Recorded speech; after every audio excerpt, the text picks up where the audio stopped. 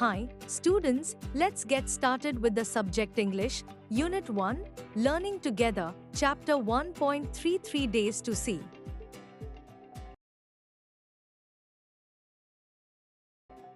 I, who cannot see, find hundreds of things to interest me through mere touch. I feel the delicate symmetry of a leaf. I pass my hands lovingly about the smooth skin of a silver birch or the rough, shaggy bark of a pine. In spring, I touch the branches of trees hopefully in search of a bud, the first sign of awakening nature after her winter's sleep. Occasionally, I am very fortunate. I place my hand gently on a small tree and feel the happy quiver of a bird in full song. At times, my heart cries out with longing to see all these things. If I can get so much pleasure from mere touch, how much more beauty must be revealed by sight? And I have imagined what I should most like to see if I were given the use of my eyes, say, for just 3 days. I should divide the period into 3 parts.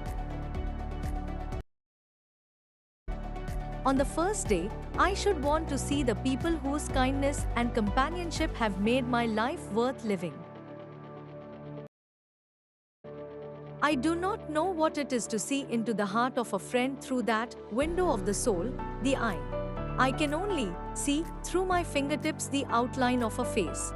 I can detect laughter, sorrow, and other obvious emotions. I know my friends from the feel of their faces. The next day I should arise with the dawn and see the thrilling miracle by which night is transformed into day. I should behold with awe the magnificent panorama of light with which the sun awakens the sleeping earth. This day I should devote to a hasty glimpse of the world, past and present. I should want to see the pageant of man's progress, and so I should go to the museums. There my eyes would see the condensed history of the earth, animals and the races of men pictured in their native environment, gigantic carcasses of dinosaurs and mastodons that roamed the earth before man appeared, with his tiny stature and powerful brain, to conquer the animal kingdom. The following morning, I should again greet the dawn, anxious to discover new delights, new revelations of beauty. Today, this third day, I shall spend in the workaday world, amid the haunts of men going about the business of life. The city becomes my destination. First, I stand at a busy corner, merely looking at people, trying by sight of them to understand something of their daily lives. I see smiles, and I am happy.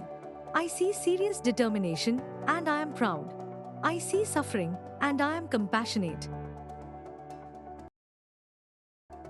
At midnight, permanent night would close in on me again. Naturally, in those 3 short days, I should not have seen all I wanted to see. Only when darkness had again descended upon me should I realize how much I had left unseen.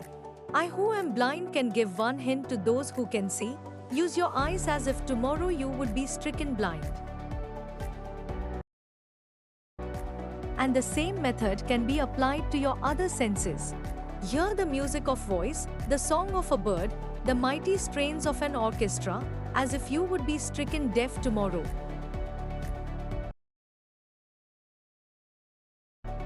Touch each object as if tomorrow your tactile sense would fail. Smell the perfume of flowers, taste with relish each morsel, as if tomorrow you could never smell and taste again. Make the most of every sense, glory in all the facets of pleasure and beauty, which the world reveals to you through the several means of contact, which nature provides. But of all the senses, I am sure that sight must be the most delightful. Helen Keller. Thanks for watching.